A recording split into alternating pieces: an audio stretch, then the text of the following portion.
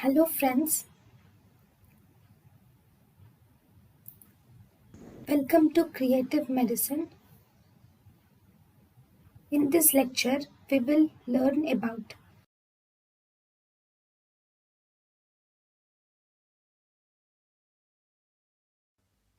Medicolegal importance of 7 years. Medicolegal importance of 7 years is dealt under the section 82 of IPC.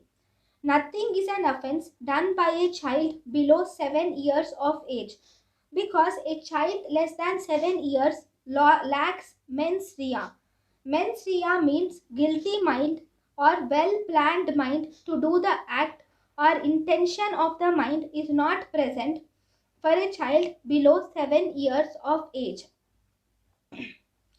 So, the child below 7 years of age is not found to be guilty, is not an offense. It is not an offense at all.